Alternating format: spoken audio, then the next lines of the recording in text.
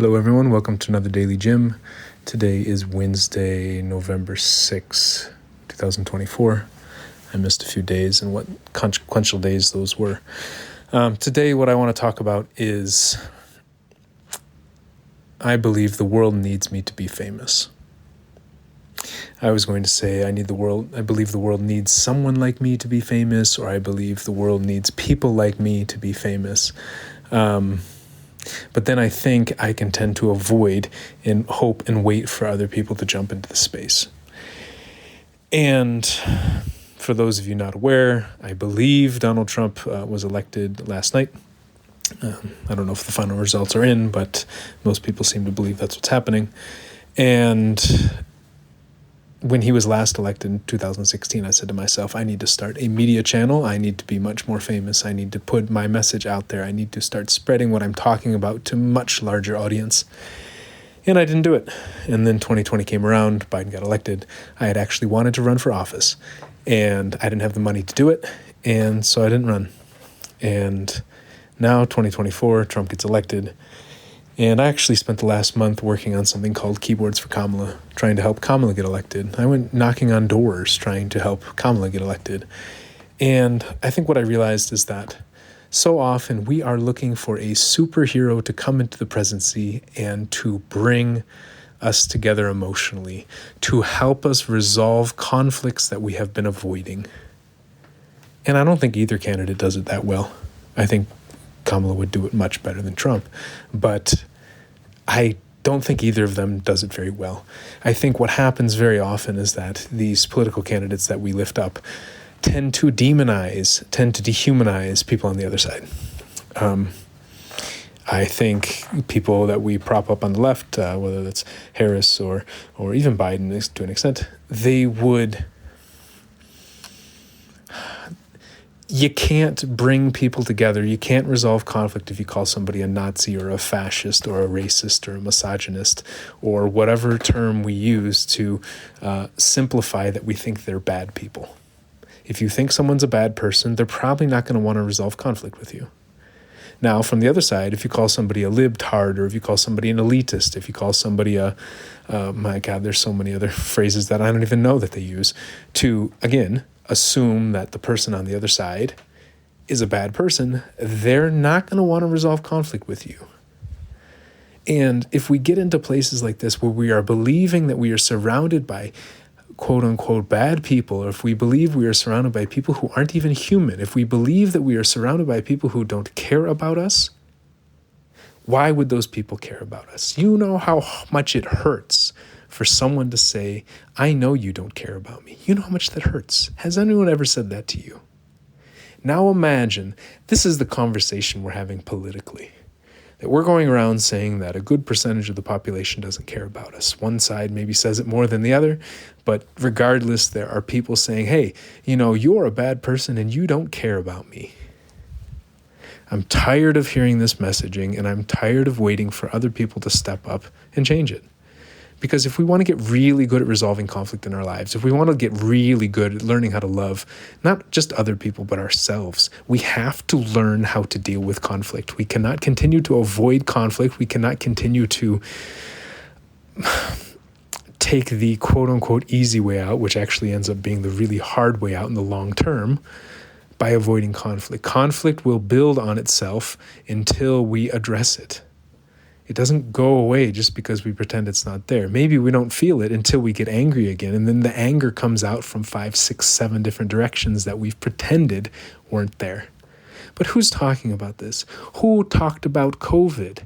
How many people died during COVID? How many people lost jobs? How many people lost people in their family who provided all the income? How many people made a lot of money and then after COVID made a lot less money and became afraid? How many people gained a new fear and new insecurity, a new anxiety over what would happen in the future based on a global pandemic that we're not talking about? So I think we need people who will step up in the public eye and have these really difficult conversations and to say the things that people don't necessarily want to hear, but maybe need to hear. And I don't hear a lot of people doing this. And I have been waiting and probably hoping, because maybe my own fear of throwing myself into this gladiatorial ring and taking the slings and arrows of so many people, and the hugs and admiration and all this idolization and stuff that happens when we jump into an arena and really deal with lots of different conflict at the same time. But who else is going to do it? I'm so tired. I'm so tired of waiting for other people. I think I am much better at this than most people. I've worked on this stuff for many years, and I want to become more famous, more in the spotlight. I want people to hear these conversations. I want people to see that there's a different way to behave. There's a different way to interact with people. There's a different way to love each other and to love ourselves. There's a different way to fight for each other and to fight for ourselves. We don't have to keep giving up on people just because other people have given up on us or because other people have given up on themselves. How do we keep fighting? So if you're hearing this, I could sit here and I can complain and be like, oh no, Trump won, and what are we going to do now? And yeah, I'm quite scared. I'm quite worried that the level of despair maybe, or resentment, or whatever he's feeling, the level of loneliness, the level of people don't care about me, I'm worried that is going to spread and that people are going to give up more and more and not want to have the difficult conversations. Because it's much easier just to label someone as a bad person than it is to actually talk with them and find out that they're struggling. Because if we find out that our enemies are struggling, then maybe we're going to cry too, and we don't want to cry. So I can go on and on about that, but what I realized is if I'm not willing, if nobody else is willing to do it, who is? I got to step up. Somebody's got to step up. So if you can, please share my podcast with others. But more importantly, I don't think it's going to work by my podcast being shared. Please invite me to other podcasts. Tell me about other podcasts. Tell me about other TV shows. Tell me about other journalists. Tell me about other people on the radio. I want to be interviewed. I want to have conversations. I want them to be recorded. I want them to be public. I want people to see that there is a different way to interact with our fellow human beings, especially when we disagree with them, that we can still do it in a very kind and loving way, that actually being kind and loving is much more effective and requires much more strength than labeling people as less than human, than labeling people as bad, than avoiding conversation, than avoiding conflict. It takes a lot more strength to be able to engage in the conflict, to engage in the fight, and to fight for each other than to give up on each other. So if you're hearing this, please, I am begging you, please put me in contact with people who host podcasts or TV shows or YouTube or anyone. I don't care. IG Live, people say, what's the audience? I don't care. Human beings need to hear these things.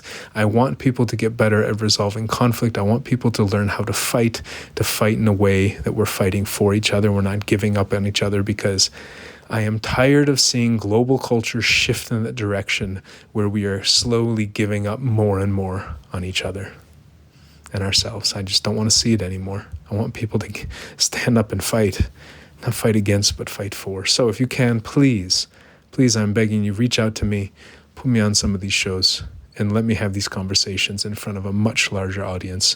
I want to start gathering a crowd so people hear that there's a different way to live life, and maybe gain some hope, maybe gain some strength.